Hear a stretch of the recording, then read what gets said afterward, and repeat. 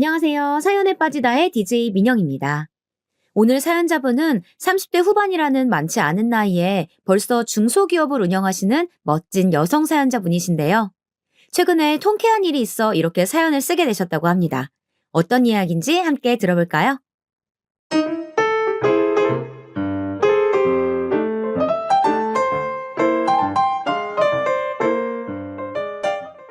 안녕하세요. 37이라는 비교적 늦은 나이에 결혼하여 이제 1년 정도 지난 새색시입니다. 제가 이렇게 결혼이 늦어진 데에는 지금 하고 있는 일에 대한 욕심이 컸기 때문인데요. 항상 일밖에 모르던 제 일상 속에 소소한 즐거움을 준 이 사연들 때문에 저도 한번 제 얘기를 들려드리고자 합니다. 우선 저는 그리 부유하지도 그렇다고 모자라지도 않은 평범한 집안에서 태어나 부모님 사랑을 듬뿍 받아 자라온 무남 동녀 외동딸이었어요. 그렇기에 항상 누군가를 대할 때 자신감이 넘치는 편에 속했답니다. 그 점은 제법 장점이라고 하면 장점이고 단점이라고 하면 단점에 속하게 되더라고요. 항상 이성적이고 현실적이며 계산적인 성격 때문에 누구보다 자기 주장이 센 편이었고 그러다 보니 고집도 세고 제멋대로인 경향이 있었어요. 그래서인지 처음 일을 시작해 회사를 들어가 일을 배우는데 제 성격의 벽에 부딪히게 되더라고요. 그래도 저를 사회에 맞출 수는 없으니 사회에 저를 맞추려 노력했어요. 그렇게 8년을 한 직장에서 악을 쓰고 버텨 젊은 나이에 꽤나 높은 위치까지 올라갔었어요. 첫 3년까지는 몇 번을 관둘까 여러 번 고민도 해보고 전혀 수평적이지 못한 조직사회에 쓰디쓴 참맛도 보았었죠. 하지만 좋아하는 일에 대한 열정은 누구보다 좋았고 남들보다 더 노력하여 그 자리까지 올라설 수 있었습니다. 어느새 저는 회사 내에서 알아주는 지나친 워커홀릭이었으니까요. 그렇게 긴 직장 생활을 끝내고 경력을 토대로 제 전공을 살려 사업을 시작했어요. 적은 자본금에 비해 첫 사업은 생각보다 좋은 성과를 낳았고 그렇게 시작부터 성공인가 싶었지만 첫 술에 배부르랴라는 말이 있듯 처음부터 만족하기란 어려운 일이더라고요. 제 지나친 욕심에 일을 더 크게 벌리게 되었고 그게 큰 화근이 되어 결국 첫 사업은 실패로 막을 내렸답니다. 제가 사업을 실패하고 좌절했으니 5년을 만나던 전 연인도 제 곁을 떠나더라고요. 사람이 살면서 제일 힘들 때 제 곁을 떠나는 사람과 남아서 위로해주는 사람으로 확실히 구분지어 걸러질 사람들이 정해진다고 하는데 그 말은 현실이 되었었죠. 안 그래도 사업 실패로 힘들어하는데 엎친 데 덮친 격으로 오랜 연인의 이별 통보에 더욱 정신없이 아파하고 있었고 그런 제 곁에 남아 저를 위로해주던 사람이 지금 제 남편입니다. 저와 남편은 대학 시절 같은 학과는 아니었지만 동아리를 함께하던 선후배 사이였어요. 남편이 제 후배고 제가 선배였죠. 제가 남편보다 2살 많은 연상녀랍니다. 그렇게 알고 지낸 지는 오래였지만 각자의 연인이 있었고 대학을 졸업 후 큰 접점이 없어 가끔가다 안부만 전하는 그런 서먹한 관계를 유지해왔어요. 그러다 사업 실패로 맞이한 아픔과 이별에 대한 슬픔에 친구들을 불러 술을 마시는데 그 자리에 친구가 지금 제 남편을 부르게 되었고 제 옆에서 위로를 해주었죠. 선배, 남자가 그 사람뿐인 것도 아니고 사업은 다시 시작하면 되죠. 선배는 충분히 다시 일어설 수 있을 거예요. 아마 선배 뻥 차버린 그 남자는 나중에 엄청 후회할걸요? 그날 이후로 저와 남편은 그 전보다 더욱 가깝게 지냈어요. 남편은 저와는 다르게 굉장히 감성적인 사람이었어요. 제 감정을 저보다 더 보살필 줄 알고 더 세심한 면모가 있었죠. 그래서인지 주변 사람들은 제가 더 남자 같고 오히려 남편이 여자 같다는 말들을 줄곧 했었어요. 저도 그렇게 느낀 점이 많았고요. 그래서 서로에게 더 끌렸는지도 몰라요. 어느새 남편과 저는 남편의 고백으로 연인이 되어 있었고 그렇게 저는 남편의 위로 덕분에 금세 아픔들을 이겨내고 다음 사업을 준비했어요. 그나마 불행 중 다행이었던 것은 첫 사업을 할 때 자본금이 많지 않았다는 점이었어요. 실패는 성공의 어머니라는 말이 있죠. 그 전 실패를 거름 삼아 맞이한 다음 사업은 빠르지는 않지만 차츰차츰 성장세에 들어갔고 오랜 노력 끝에 안정적인 기업에 다다르게 되었습니다. 그게 지금 제가 운영하고 있는 현 사업체이기도 하고요. 사실 지금 제 회사가 유명한 기업은 아니지만 이쪽 분야에서는 꽤나 유망받는 기업이었고 이만큼 성장시키는데 쉴 틈 없이 일하고 또 뒤처지지 않게 공부해야 했어요. 그만한 노력이 있었기에 지금 제 회사가 그만큼 클 수 있었고 저만큼이나 저를 잘 따라준 직원들의 노력이 있었기에 지금도 안정적인 매출을 일궈낼 수 있게 되었다 생각해요. 하루는 제가 홀로 남아 저녁 시간이 훨씬 지나도록 퇴근도 못하고 일을 하고 있는데 그런 제 상황을 알고선 초밥을 포장해와 회사로 가져다 준 적이 있어요. 짠! 늦게까지 밥도 못 먹고 혼자 일한 데서 근처에 소문난 초밥집에 줄 서서 포장해 왔어. 같이 먹자. 나도 밥 못 먹었는데. 같이 먹자.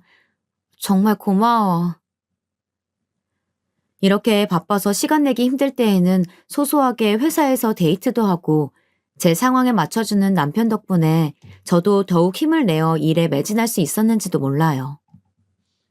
그렇게 사업을 안정화시키는 데까지 꽤나 오랜 시간이 걸렸고 그 때문에 제 결혼은 계속 미루게 되었었어요.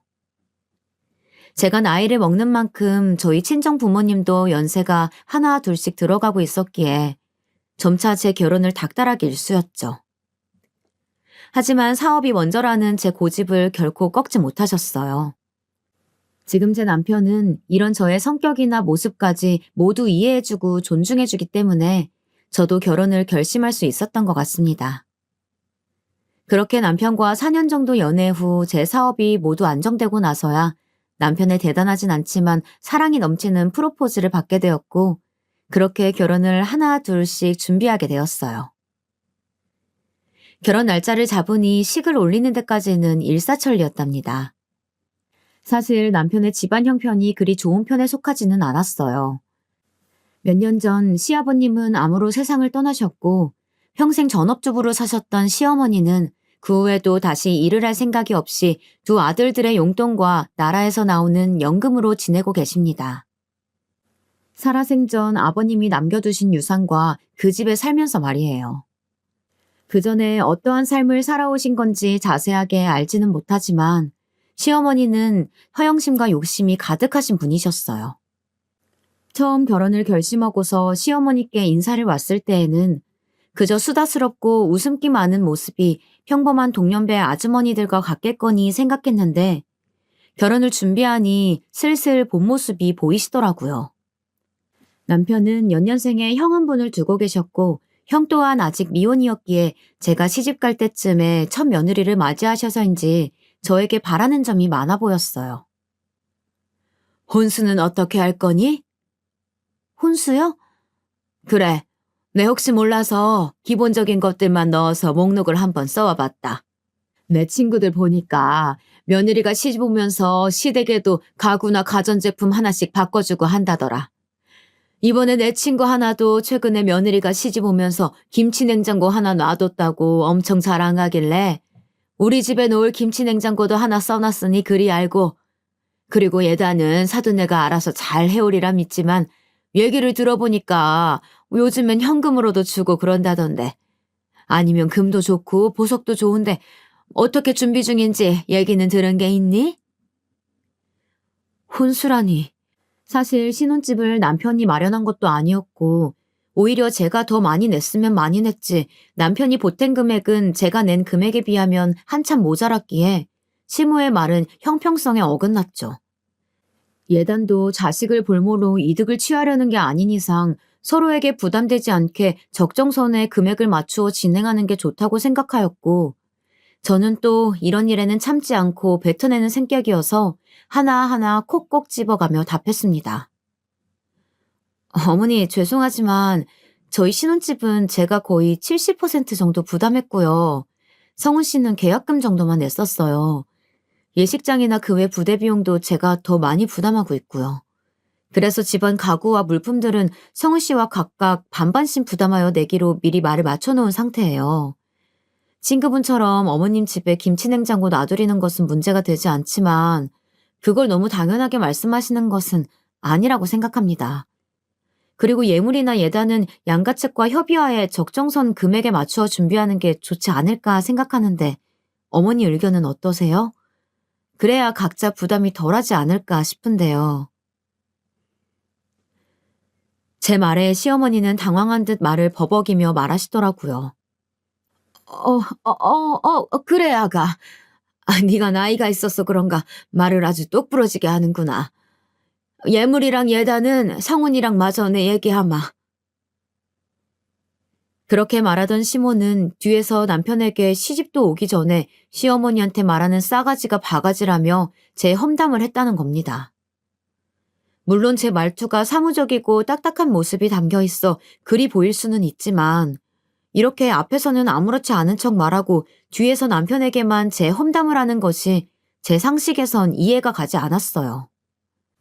차라리 앞에서 제게 대놓고 얘기를 하였다면 그런 불만이 있으신 부분은 수용하여 바로 고치면 되는 것이었고 그리하여 서로 불편한 일은 없는데 말이에요. 그렇다고 남편에게 들었다며 시어머니한테 가서 그 부분을 따지고 들기도 뭐했죠. 그렇게 식도 올리기 전에 그런 이중적이고 속물적인 모습의 시어머니를 보고 저는 제가 중소기업의 사장이라는 것을 숨기기로 하였어요. 제가 사장이라고 하면 이것저것 바라시는 게 더 많을 것 같아 보였거든요. 그래서 그냥 제 회사에 다니는 직원이라고만 둘러대고 말았고 남편에게도 그렇게 말을 맞춰달라고 미리 부탁해 놓았었죠. 그리고 그날부터 제가 시집을 가고 난 뒤에도 시어머니는 이중적인 면모를 계속이 보여주었어요. 항상 제 앞에서는 별말 없다가도 그렇게 뒤에서 남편에게 제가 마음에 들지 않는다며 나이도 많은 것이 기가 센 것 같다고 험담을 하기 일쑤였답니다.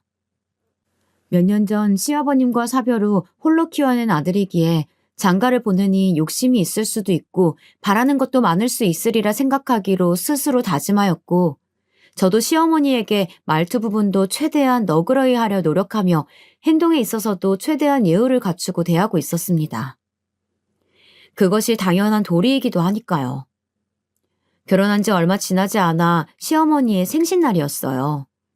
사실 제 하루하루는 직원들과의 회의와 거리차와의 미팅, 그리고 기한서 올라오는 것들을 확인하여 결제해주는 등 매일같이 바쁜 나날들인데다가 주말에도 회사에 나가 밀린 결제 서류들을 처리해야 했어요. 그래도 시집가고 맞이한 시모의 첫 생신날이기에 그날만큼은 하루 쉬기로 맘먹었죠.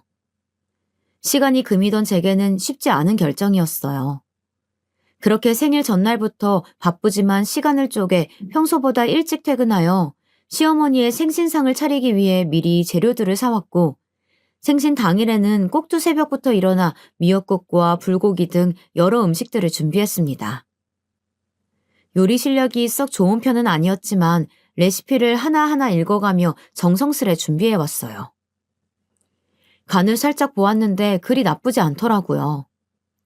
그렇게 도시락통에 옮기고 나선 남편과 함께 시댁으로 향했어요. 국과 반찬이 식지 않게끔 빠르게 도착해 싸온 음식들을 꺼내서 한 상 가득 차려놓으니 그럴싸해 보였고 남편도 바쁠 텐데 이렇게 엄마를 챙겨주어 고맙다고 말해주었죠. 어머님의 반응도 남편과 같으리라 생각하곤 어머님을 부르니 제 예상과는 다른 반응을 보이더라고요. 요즘에 누가 생일상을 집에서 먹는다고 뭐 이런 걸 다 준비했니? 일단 생각해서 해왔으니 맛있게 먹으마. 근데 이왕 했으면 그릇에라도 옮겨 담지. 도시락통 그대로 내놓는 사람이 어디 있어? 그리고 설마 이게 다인 거야? 뭐 케이크나 선물은 없는 거니? 이 와중에 저와 남편의 손에 뭐라도 더 들린 게 없나 살피는 시모가 정말 속물처럼 느껴지더라고요. 사실 저녁은 나가서 한우집 예약을 해놓았고 케이크도 그때 가서 보려고 미리 사놓지 않았죠. 선물도 백화점 상품권을 준비해두긴 했지만 이런 식의 반응을 보이니 회의감이 들더라고요. 정성스레 준비한 밥상은 별로이고 오로지 물질적인 것에만 눈을 돌리는 시어머니의 모습에 실망이 컸죠. 그런 제 모습을 남편도 느꼈는지 나서서 중재하더라고요. 엄마도 참 이 사람이 생각해서 어제부터 장 봐오고 오늘 새벽부터 일어나서 엄마 준다고 음식 다 준비한 건데 그냥 예쁘게 생각하고 먹어줘요. 그리고 이 사람 원래 주말에도 출근해서 일하는데 오늘 엄마 생신이라고 겨우 일 빼고 온 거란 말이야. 아니, 그 회사는 무슨 주말에도 일을 시킨다니? 이름 들어보니까 유명한 회사도 아니고 작은 중소기업인 것 같더만. 이래서 작은 회사일수록 일을 더 많이 시킨다고 하는가 보다. 내 친구들이 나보고 며느리 무슨 회사 다니냐고 물어보면 내가 대답을 못해요. 내 친구들 얘기 들어보니까 중소기업은 뭐 얼마 돈도 안 준다면서? 그럴 거면 그냥 때려쳐라. 우리 성훈이는 너랑 다르게 대기업 다녀서 네가 일 안 해도 충분히 먹고 살지 않겠니? 시어머니의 말에는 뼈가 있었어요. 남편은 대기업을 다니고 저는 중소기업에 다니니 그냥 때려치라는 말을 서슴지 않게 내뱉는 모습에 겉으로만 사람을 판단하는구나 싶었고 도통 표정 관리가 되질 않았어요. 그래도 나름 침착하게 대답했죠. 어머니, 기업 크기도 중요하지만 그 기업의 발전 가능성도 보고 함께 성장이 가능한지 봐야 한다고 생각해요. 돈은 성우 씨 못지않게 벌고 있으니 너무 걱정하지 마세요. 주말에 나가는 것도 제가 좋아서 나가는 거고요. 저는 겨우 호호호 하며 웃어 보였고 제 말에 시모의 표정은 급격히 어두워졌죠. 그런 분위기를 살폈는지 남편이 나서서 말했어요. 그래요, 엄마. 우리 일은 우리가 알아서 해요. 그리고 저녁에는 나가서 외식해요. 이 사람이 괜찮은 한우집에 예약해뒀어요. 한우? 그래, 알았다. 한우라는 말에 그제야 표정이 풀리는 시어머니였어요. 그렇게 차린 밥상을 다 먹고 난 후에 정리를 하고 있는데 아주버님이 웬 여자를 데리고 들어왔어요. 아주버님이 결혼할 사람이라며 어머니 생신이기도 하고 겸사겸사 데리고 온 것이었죠. 형님이 되실 그 여자분은 양손 가득 무언가를 들고 왔어요. 그 모습에 시모는 신이 나서 둘을 반기며 방으로 들여보냈죠. 그러더니 당연하다는 듯이 제게 차를 내오라고 하더라고요. 순식간에 제가 가정부라도 된 것 같은 기분을 받았지만 시모의 생신인데 또 이런 부분까지 맞받아치는 것은 예의가 아니겠다 싶어 참고 안방으로 가 물었습니다. 차는 어떻게 커피가 괜찮으세요? 제 말에 아주버님과 시어머님 두 분은 모두 좋다고 하였는데 형님이 되실 그 여자분은 저를 위아래로 훑어보더니 얄밉게 답했어요. 제가 카페인에 예민해서요. 커피 말고 녹차로 부탁할게요. 아, 너무 뜨겁지 않게 온도 조절 부탁드려요. 벌써부터 제게 기싸움이라도 하겠다는 건지 여기가 카페도 아니고 온도 타령하는 그 모습에 몇 마디 나눠보진 않았지만 그 사람의 됨됨이가 보이더라고요. 저는 벌써부터 마음에 들지 않는 예비 형님을 뒤로하고 애써 웃어 보이며 알겠다 말하곤 방문을 닫고 주방으로 향했어요. 방 안에서는 뭐가 그리 즐거운지 제 앞에선 들려주지 않던 시모의 웃음소리가 끊이질 않았고 형님이 될 그 여자분도 호호호 거리며 꽤나 분위기가 좋아 보였죠. 커피 2잔과 녹차 1잔을 남편이 꺼내준 찻잔에 담아 쟁반에 받쳐 안방으로 갔어요. 안방 앞에선 어찌나 목소리가 쩌렁쩌렁한지 시어머니의 말들이 다 들려왔죠. 아이고야, 대학 교수라니. 어쩐지 공부 잘했을 것만 같았어요. 부모님이 너무 좋아하겠네. 딸아이가 이렇게 잘 자라줘서 말이야. 예비 형님이 대학 교수라는 직업을 가졌다는 사실을 물어보지도 않아도 알 수 있었죠. 저는 문을 2번 두드려 놓고 한 뒤 각자 자리 앞에 찻잔을 내려놓았어요. 그러더니 예비 형님은 저 보란 듯이 뒤에 숨겨두었던 쇼핑백을 건네며 말하더라고요. 어머님, 이거 별거는 아니고 오늘 생신이시라고 해서 백화점 가서 하나 사봤어요. 마음에 드실지 모르겠네요. 그러자 시어머니는 입이 귀에 걸리듯이 환하게 웃어 보이며 저 보란 듯이 큰 목소리로 말하시더군요. 어머나, 이런 거 안 사와도 되는데 말이야. 대학 교수라서 그런가 누구랑은 다르게 센스가 넘치네. 그러곤 쇼핑백 안에 물건을 꺼내 보이더라고요. 쇼핑백만 봐도 명품인 것이 눈에 보였죠. 박스를 둘러싼 리본을 풀어헤치니 그 안에는 색이 노란색과 빨간색으로 이루어진 강렬해 보이는 스카프가 나왔어요. 어머님 취향을 몰라서 제 취향대로 골라봤는데 어떻게 괜찮으세요? 딱 봐도 시어머니의 취향과는 동떨어진 색상의 스카프였고 시모도 그 스카프를 위아래 뒤집어 보더니 애써 억지 웃음을 지어 보였어요. 색이 곱네요. 잘 쓸게요. 고마워요. 누가 봐도 마음에 들지 않는데 괜히 하는 말처럼 들렸죠. 영혼이라곤 찾아볼 수 없는 기계식 리액션이었어요.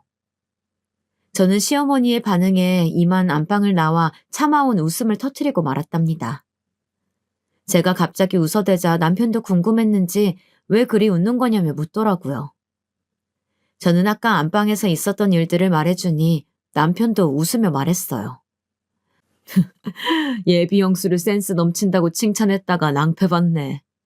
진짜 센스 넘치는 건 당신처럼 원하는 물건 알아서 살 수 있게 상품권이나 현금으로 주는 게 더 센스 있는 건데 말이야. 남편의 말이 맞았어요. 거칠이나 직업만으로 그 사람을 판단하는 시어머니에게 좋은 교훈이 되었으면 했어요.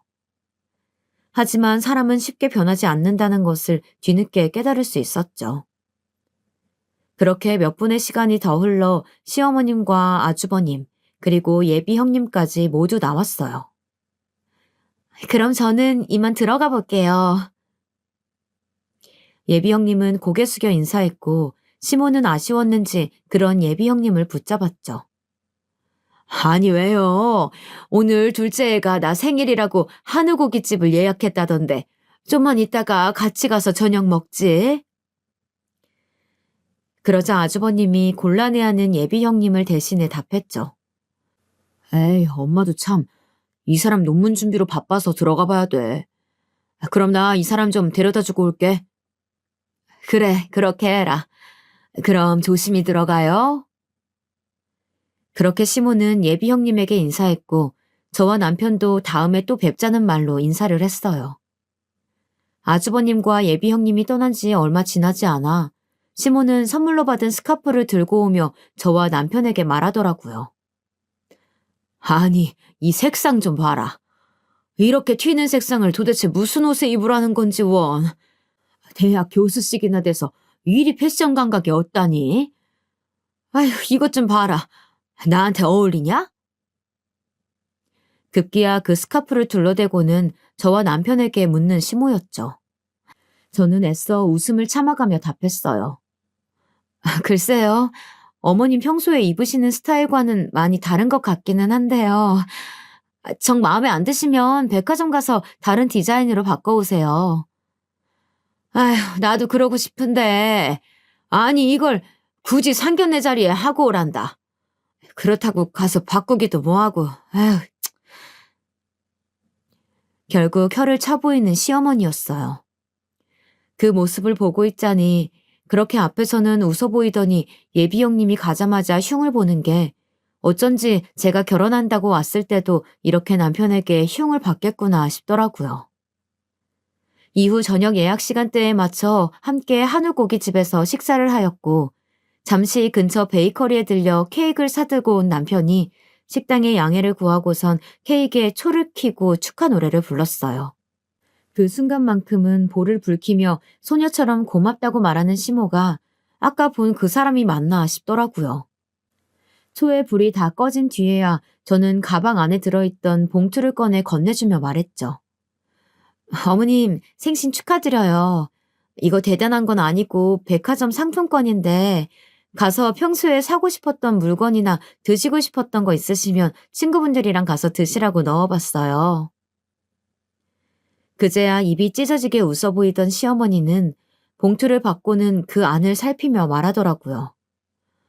어머, 뭐 이런 걸 다 준비했어. 상품권이라니. 역시 세아가 네가 나이가 있는 만큼 센스가 좋긴 하구나. 아, 근데 50만 원이네? 나는 100만 원권 정도는 들어있을 거라고 생각했는데. 예, 50만 원으로 어떻게 사고 싶은 것을 사고 친구들을 데리고 맛있는 것을 사 먹니? 적어도 100만 원권 정도는 되어야 네 말대로 하지. 아휴, 난 또 말을 또 휘황찬란하게 하길래 100만 원은 들어있는 줄 알았더니 김만 샜네. 뭐 그래도 잘 쓰마. 처음엔 잔뜩 기대한 얼굴로 봉투 안을 살피던 시모는 상품권 액수를 보더니 실망한 기색을 드러내 보이시더군요. 사실 이번 백화점 상품권은 지난 명절 때 직원들 보너스로 백화점 상품권을 주다가 남은 50만 원권을 선물로 드린 거였죠. 친구들에게 물어보니 이 정도면 충분할 거라고. 오히려 처음부터 큰 선물을 주게 되면 나중에 더 바라는 게 많아져 힘들 거라는 현실적인 조언을 받고 실행에 옮긴 거였는데 제가 너무 째째하게 굴었나 싶기도 하더라고요. 어머님, 이번엔 제가 백화점에 들릴 시간이 없어서 갖고 있던 상품권으로 준비해 본 거예요. 다음번에는 더 잘 챙겨 드릴게요.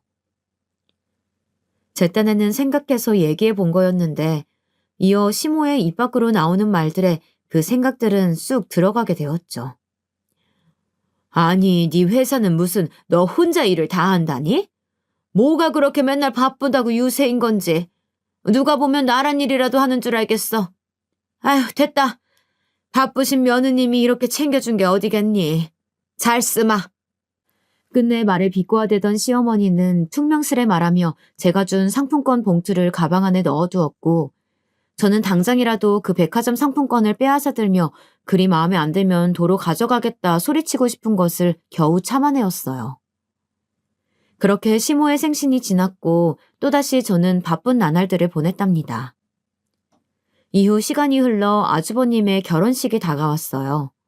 지난 아주버님 상견례 자리에는 저도 함께 오라고 초대하였지만 일이 너무 바쁜 나머지 참석하지는 못하였고 대신 남편만 그 자리를 갔다 왔었어요. 남편에게 얘기를 들어보니 형님네 집안도 평범해 보인다고 합니다. 다만 형님이 상견례 자리에 하고 오라며 어머니 생신 때 선물로 주었던 스카프를 동일한 디자인의 색만 다른 걸로 형님 친정 어머니께서도 하고 오셨다는 얘기를 들었죠. 자신과 똑같은 스카프를 한 모습을 본 시모는 뒷목을 잡고 쓰러질 뻔했다는 여담을 남편에게 전해 듣는데 저 또한 쇼킹하더라고요. 형님이 보통 사람이 아니라는 것만은 알 수 있었어요. 형님과 아주버님의 결혼식은 꽤나 화려하게 치러졌어요. 어두운 홀을 중심으로 여러 조명들이 수놓아져 있었고 형님의 드레스도 어찌나 삐까뻔쩍하던지 드레스에 얼굴이 잘 보이질 않더라고요. 심지어는 몸매가 다 드러나는 타이트한 드레스에 가슴 쪽이 다 파져 있어 조금만 고개를 숙여 인사하면 다 보이겠더라고요. 보는 제가 다 아슬아슬했어요. 시어머니도 그 점이 불편했는지 식이 시작되기 전에 하객들과 인사를 하다 말고 제게 와서 한마디 거드시더라고요. 얘 아가, 신부 대기실에 있는 네 형님 웨딩드레스 봤니? 아니 쟤는 무슨 생각으로 저런 드레스를 입은 건지 내가 다 남사스러워서 원. 대학 교수라는 것이 생각이 있는 건지 없는 건지 알 수가 없다. 누가 보면 술집 여잔 줄 알겠다니까. 내 친구들도 한 번씩 보더니 다들 뭐라고 하더라. 드레스가 너무 야시시한 거 아니냐고. 내가 다 창피해서 뭐란 말도 못하겠고. 아휴. 끝내 혀를 차대며 제게 형님의 흉을 보는 시어머니는 그 말을 끝으로 하객으로 온 자신의 지인들에게 다가가 인사하였어요. 이번만큼은 시모가 흉을 보는 게 어쩐지 이해가 가더라고요. 그런데 무슨 일이 있었던 건지 그렇게 뒤에서 형님 흉을 보던 시모가 형님이 신혼여행을 다녀온 이후부터 태도가 완전히 달라지셨어요. 아주버님네가 신혼여행을 다녀오고 얼마 되지 않았을 때 함께 외식하자는 말에 퇴근 후 형님이 예약했다는 한식집으로 갔어요. 늦지 않게 출발했다 생각했는데 퇴근 시간이라 그런지 차가 좀 막히더라고요. 부랴부랴 안으로 들어가니 이미 식구들은 자리에 앉아 있었고 저는 자리에 가 앉으며 늦어서 죄송하다는 말을 남겼어요. 그런데 이때다 싶었는지 꼭 먹이를 문 하이에나 마냥 저를 쏘아붙이는 시모였죠. 얘, 제발 일찍 좀 다녀라. 무슨 그리 대단한 일을 한다고 오늘도 늦니? 네 형님은 예약도 하고 제일 먼저 와서 준비하고 있더라. 네 형님 좀 보고 배워라. 시어머니의 말 뒤로 형님이 얄밉게도 한마디 더 덧붙였죠. 에이, 어머님도 동서가 많이 바쁜가 보죠. 원래 중소기업일수록 일할 사람은 적고 혼자서 두세 명분의 일을 한다잖아요. 이해해 주셔야죠. 저는 결국 참지 못하고 제 억울함을 내뱉었어요.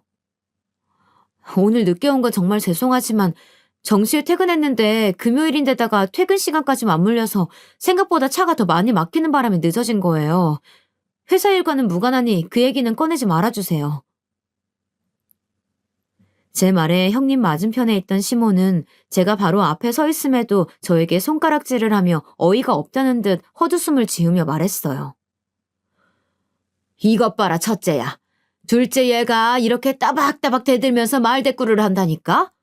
무서워서 내가 무슨 말을 못하겠어. 갑자기 왜 저렇게 친해진 건지 갑작스러운 시모의 태도 변화에 의아했어요. 하지만 얼마 못 가 무슨 이유 때문인지 바로 알겠더라고요. 식당 직원들이 음식을 내오자 의자에 올려져 있던 가방에 혹여나 음식물이라도 떨어질까 노심초사하며 식탁 밑까지 의자를 밀어넣어 가방을 숨기는 것을 보고 알 수 있었죠.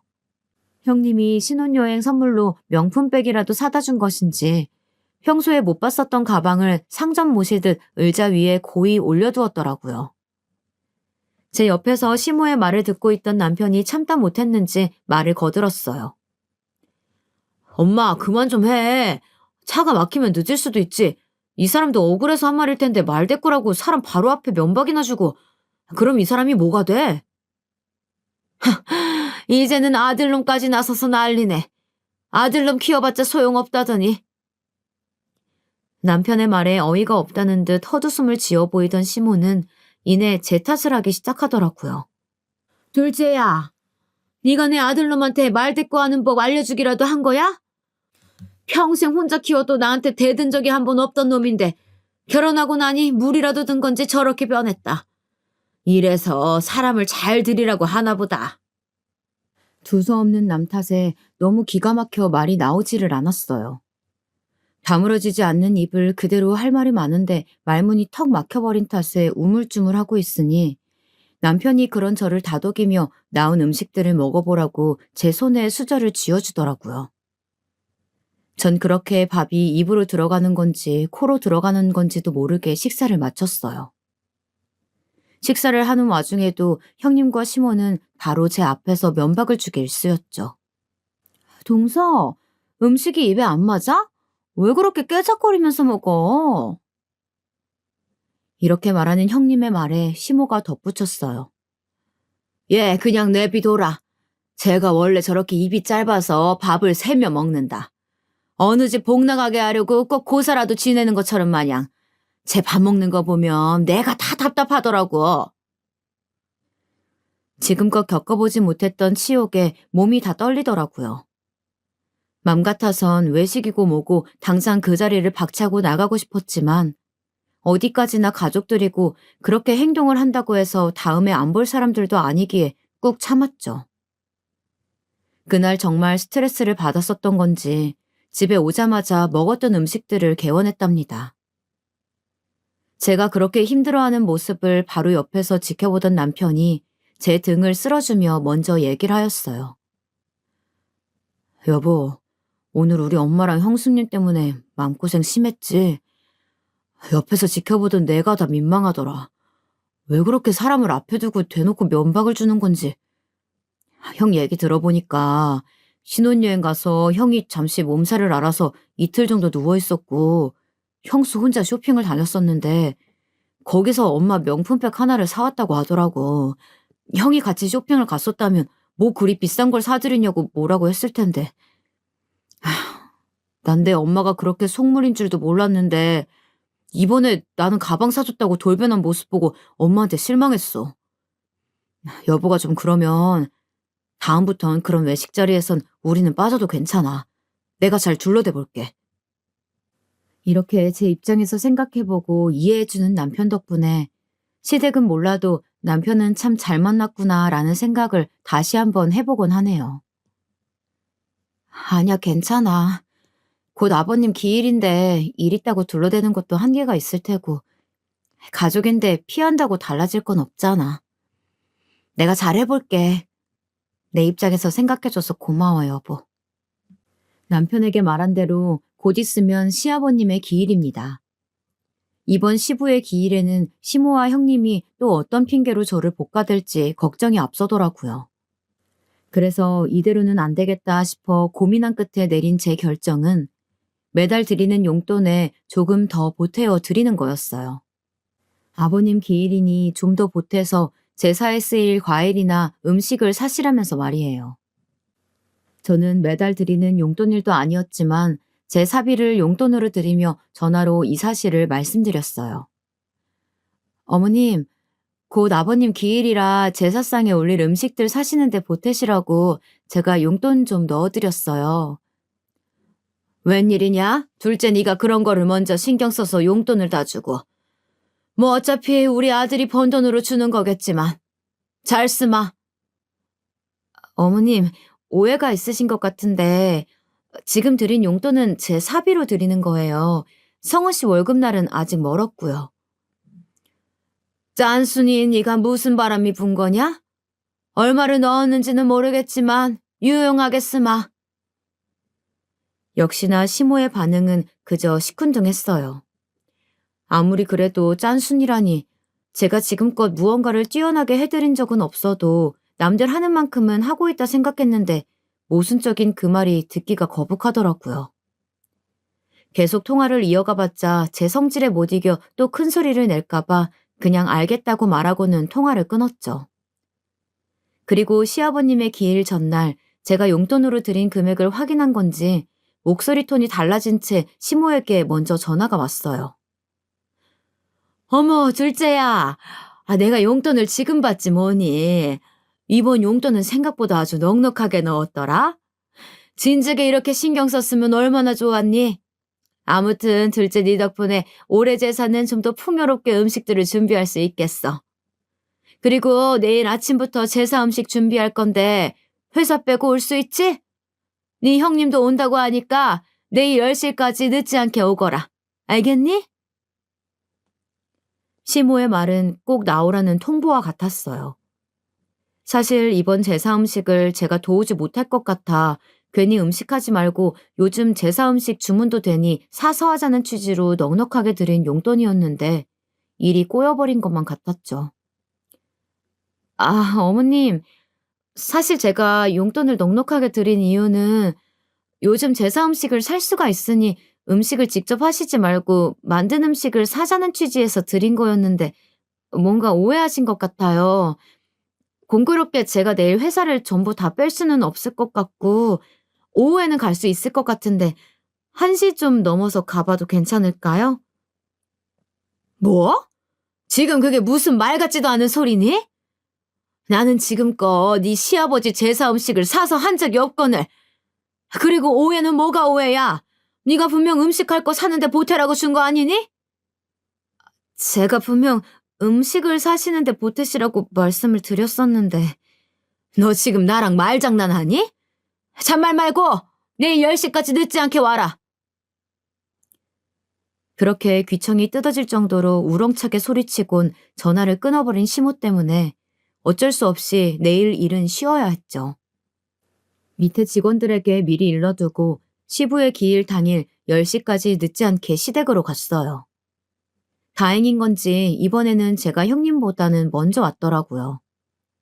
그렇게 먼저 음식들을 준비하고 있는데 10시가 넘어도 형님은 오지를 않았어요. 그런데도 시어머니는 형님을 찾지 않더라고요. 그렇게 시간은 흘러 12시가 되어갔고 아직도 오지 않는 형님과 그럼에도 별말 없는 시모가 이상하다 느낀 저는 먼저 시모에게 물었죠. 어머님, 벌써 12시가 다 되어가는데 형님은 오늘 안 오시나요? 내가 말 안 했었니? 큰애는 오늘 강의를 빼려고 했는데 뭐 특강인지 뺄 수가 없다면서 못 온다고 어제 저녁에 전화가 왔었어. 대학 교수직이나 되는데 아무렴 그렇게 바쁘지 않고 배기겠니? 하루 전날 특강이 잡혔다는 말도 안 되는 핑계를 대는 형님과 대학 교수가 무슨 벼슬이라도 되는 것 마냥 말하는 시어머니. 이 둘이 이제는 조금 미워지려고 하더라고요. 어머님, 저도 바쁜데 일 빼고 온 건데요. 얘, 너랑 네 형님이랑 같니? 회사는 너 없어도 충분히 돌아갈 테지만 네 형님은 교수잖니. 강단에 올라서 강의할 사람이 큰애뿐이라는데 그러면 어떡해? 그런 애한테 교수 일을 때려치고 음식이나 하라고 할 순 없잖니. 아니면 너는 이 늙은 시애미가 홀로 제사 음식을 다 준비해야 속이 시원한 거야? 어머님, 제 말은 그런 게 아니라 뭐 더 할 말이 있는 거야? 그래도 3시쯤에 강의 끝나자마자 달려온다고 하니까 너무 불평하지 마라. 도통 말이 통하지 않았어요. 제 고집도 시모의 똥꼬집 앞에선 우스울 뿐이더라고요. 저는 하는 수 없이 홀로 음식을 하여야 했어요. 시모는 옆에서 잠시 재료를 손질하다가 싶다가도 허리가 아프다거나 손목이 쑤신다며 자리를 피하기 일쑤였고 덕분에 전 실력에도 없는 요리 솜씨를 발휘하였죠. 3시가 조금 넘어 도착한 형님은 음식을 다 해가니 그제야 와서 시모와 함께 얄미운 말들을 옆에서 늘어놓았어요. 어머, 동서. 음식 솜씨가 영 별론가 봐. 간이 좀 싱겁네. 꼬지전은 또 왜 이래? 너무 끝에 꼬지를 꽂아서 너무 달랑거려가지고 꼭 금방이라도 떨어질 것 같네. 이런 걸 제사상에 내놓으라고 만든 거야? 오자마자 겉옷과 가방을 소파에 두고선 주방으로 와 전을 하나 집어먹고는 싱겁다고 얄밉게 구는 형님이었죠. 그리고 형님을 따라 전을 똑같이 맛보고는 시모도 말을 덧붙이더라고요. 첫째 말이 맞구나. 둘째야, 간이 너무 싱거운 것 같다. 그리고 꼬지 좀 일정하게 꽂지 그랬니? 수고했다는 말은커녕 타박이나 늘어놓는 형님과 시모였어요.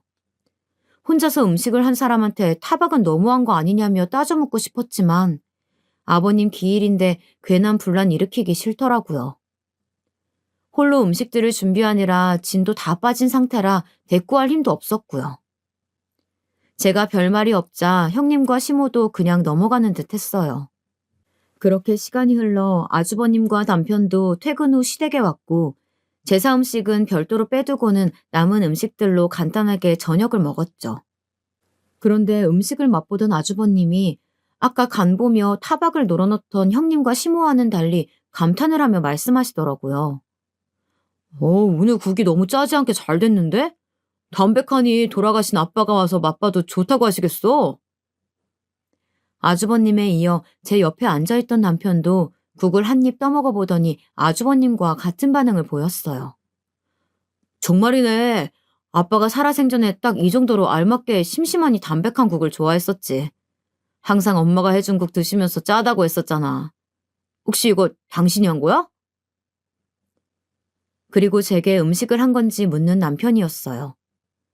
사실 남편은 다 알면서도 일부러 모르는 척 묻는 거였죠.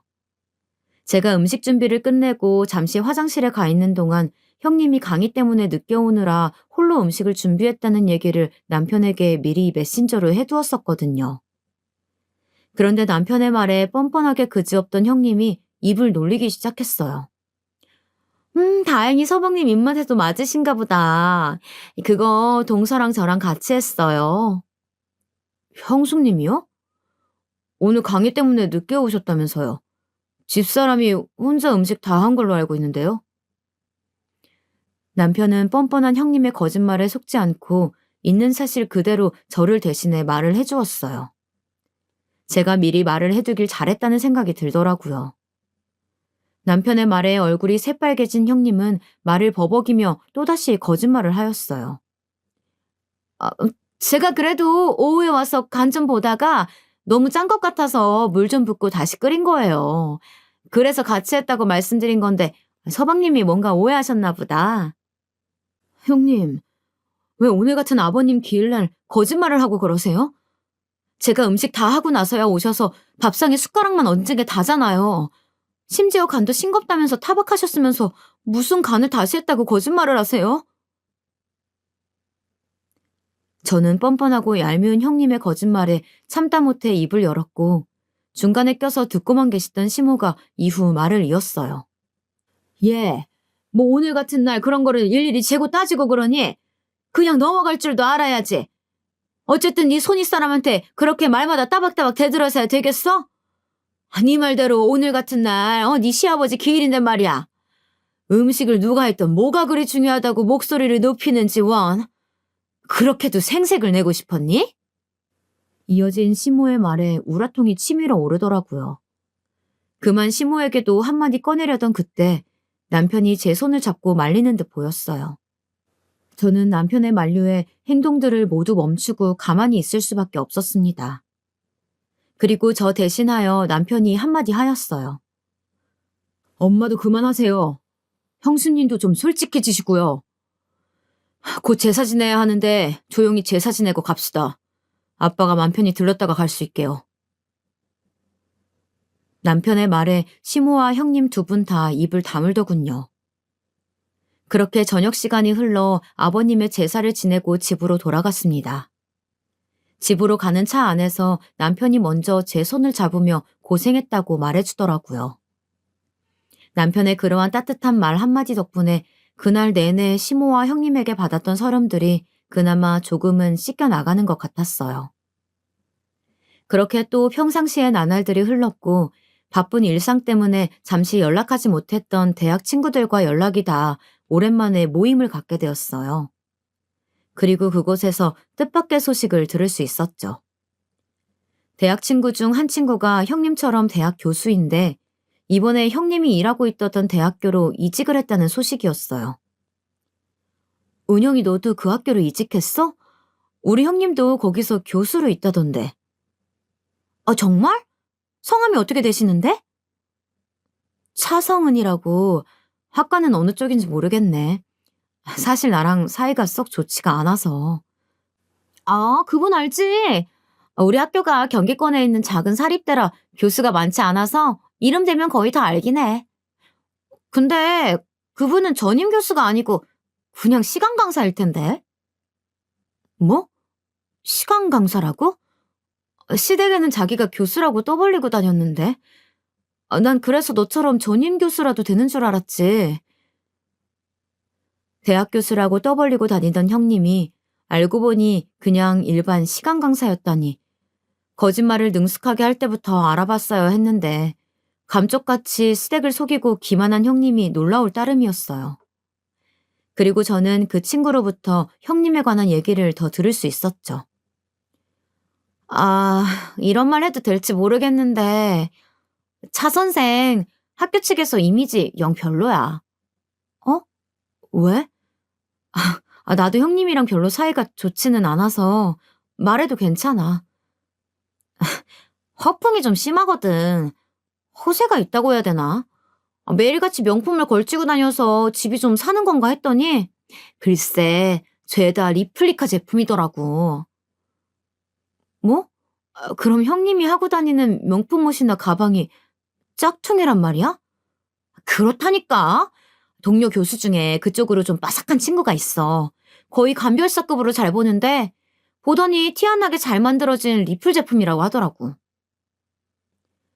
친구의 말은 꽤나 충격적이었어요. 대학 전임 교수가 아니라 시간 강사라는 것도 놀라운 사실인데 하고 다니는 모든 것이 짝퉁이라니. 그리고 제 내리를 스쳐가는 것이 몇 가지 있었어요. 시모에게 처음 인사 올 때 선물로 주었던 스카프와 신혼여행을 놀러가서 아주버님은 몸살에 호텔에서 쉬고 있을 때 홀로 사온 시모의 명품백. 이 두 가지도 짝퉁이 아닐까 하는 그런 의심이 가더라고요. 저는 이 사실을 남편에게 말해주었어요. 남편도 듣더니 어이가 없다며 열을 내더라고요. 당장 시모에게 전화해 이 사실을 알리겠다는 남편을 늦은 밤 시간대이기도 하고 나중에 천천히 제가 말하겠다며 말렸죠. 그리고 그 사실을 알릴 수 있는 기회는 시간이 얼마 지나지 않아 찾아왔어요. 김장을 해야겠다며 시모가 저와 형님을 불렀고 일요일에 하루 시간을 내어 아침부터 시댁으로 가 김장 준비를 하였어요. 김장은 왜 이리 김치 종류별로 하는 건지 배추김치와 총각김치, 파김치까지 모두 김장에 나섰어요. 소매와 바지를 걷어붙이고 고무장갑을 끝까지 씌어 올려 배추를 절이고 양념을 준비하는데 형님은 그날 또 팔이 아프다는 둥 뺀질거리기 일쑤였죠. 그걸 옆에서 지켜보던 시모는 제사 때처럼 별말이 없으시더라고요. 그렇게 또 저 혼자 다 하다시피 양념 준비하며 배추 손질까지 다 하였죠. 그러다 보니 어느덧 점심시간대가 되었고 옆에서 시모가 분주하게 무언가를 굽는 듯 보였어요. 포슬포슬 올라오는 향내가 제가 좋아하는 갈치 냄새였어요. 향을 맡고 있다 보니 배에서는 꼬르륵 소리가 울리더라고요. 그런데 갈치를 다 구운 시모는 형님만 따로 부르는 게 아니겠어요? 얘 첫째야, 이리 와서 갈치 좀 먹고 해라. 이거 내 친구가 이번에 제주도 놀러 갔다 오면서 사다 준 건데 아주 맛이 좋더라고. 형님도 시모의 말에 쫄래쫄래 주방으로 가더라고요. 어머, 어머님, 너무 맛있어요.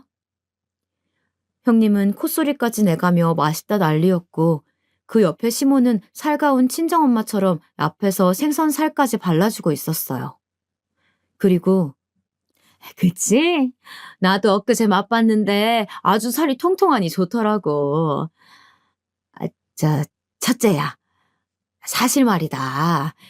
이 갈치를 선물해준 내 친구 딸내미가 아직도 취업이 안 돼서 엄청 고생을 한다나 봐.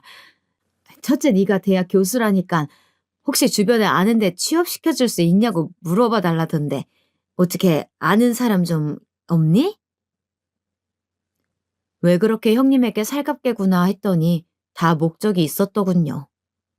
형님에게 무언가 부탁할 게 있었더라고요.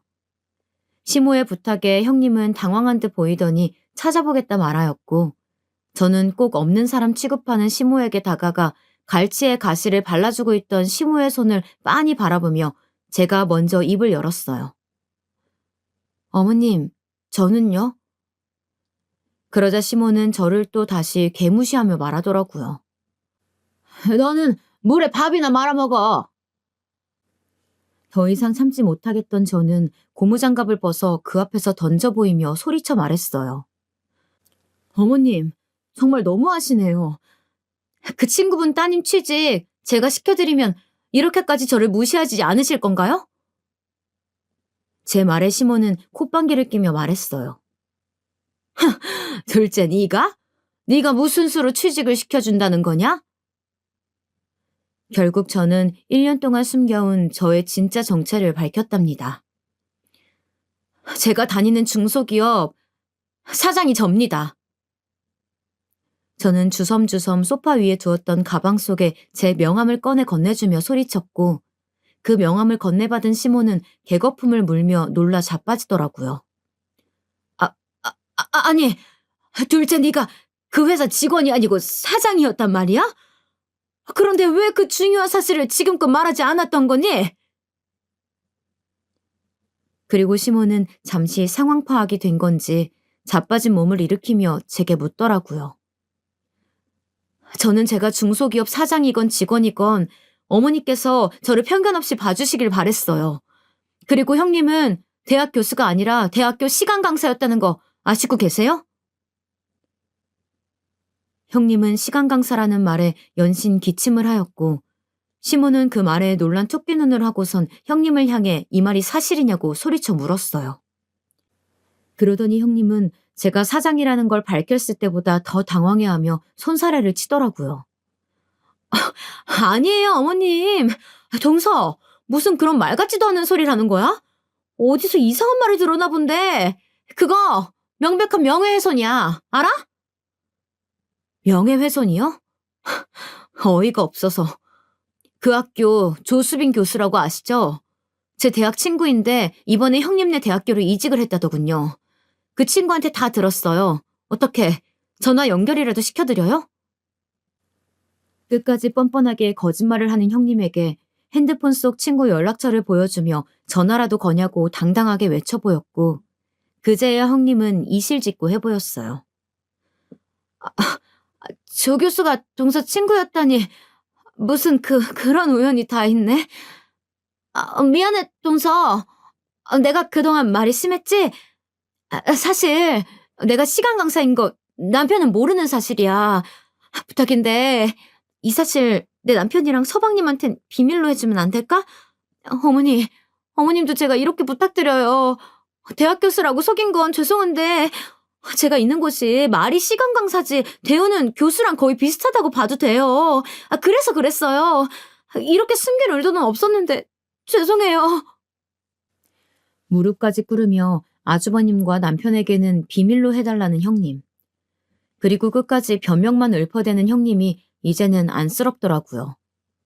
그리고 그걸 지켜보던 시모는 쓰러질 듯 뒷목을 잡더니 형님에게 꼴도 보기 싫으니 나가라며 소리쳤어요. 끝내 형님은 울며 시댁을 뛰쳐나갔고 시모는 그런 형님의 빈자리를 잠시 멍하니 보다가 갑자기 태세 전환을 하며 제게 빌더라고요. 둘째야, 그동안 내가 너를 무시하고 첫째와 차별해서 힘들었지? 미안하다. 내가 나이를 헛먹었나 보다. 이렇게 사람 볼 줄을 몰라서야 원. 저런 앙큼한 여우 같은 년을 꼴에 내가 대학 교수라고 갈치 구워주고 가시 발라주며 먹여준 걸 생각하면 아주 치가 떨리는구나. 감히 우리 집안을 속이고 기만해오다니. 내 절대 저년 용서하지 못한다. 그날은 명품 가방과 스카프에 관한 얘기까지는 차마 못하겠더라고요. 그 얘기까지 하면 정말 형님의 머리채를 잡아뜯을까 걱정이었죠. 그날 형님의 진짜 정체를 시모가 아주버님에게 전해주게 되었고 뛰쳐나간 형님은 시모의 전화 한 통에 다시 달려와 남은 김장을 혼자 모조리 해야 했어요. 그 모습이 이젠 애처로워 보이기까지 하더라고요. 보다 못한 제가 중간중간 도와주려 했지만 판세가 뒤집히니 시모도 180도 변했고 제가 고무장갑에 손이라도 대면 시모가 달려와 너는 지금껏 너무 일을 많이 했다며 그냥 쉬라고 저를 소파에 앉혀 보였어요. 그리고 그날 이후로 시모는 제게 그 누구보다 살갑게 대했어요. 저는 사실 그런 시모의 모습이 진짜 모습이라고는 믿지 않아요. 하지만 제가 사랑하는 사람의 엄마이고 가족이니 이런 모습도 그러려니 하고 넘어가자 하고 지내고 있어요. 그리고 제가 말한 대로 시모 친구분의 딸의 이력서를 전달받아 검토하였고 비록 뛰어난 자질이 돋보이진 않았지만 신입사원으로 잘 가르치면 괜찮겠다 싶었기에 제 회사에 채용을 하였죠. 그리고 명품 가방과 스카프에 관한 진실은 묻어두기로 마음먹었어요. 나중에 진실을 알게 되어도 본인이 감수하라는 뜻에서 주는 제 벌이었죠. 시모가 화려한 겉모습만 보기보다는 따뜻한 내면을 보는 그런 사람이 되기를 바랬으니까요.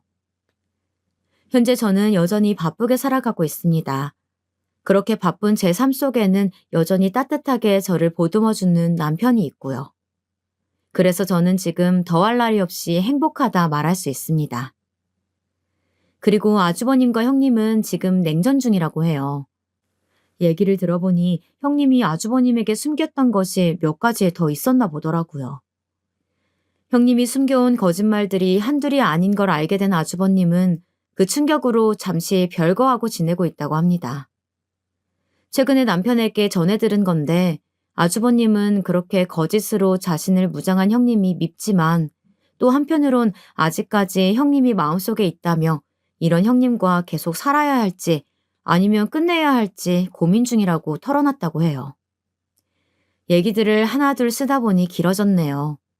이 사연을 읽으시는 분들은 누구보다 자신을 사랑하는 사람이 되어 저 형님같이 거짓으로 자신을 가리는 사람이 되지 않기를 바라며 이 사연을 마치도록 할게요. 지금껏 제 긴 얘기 들어주셔서 감사합니다.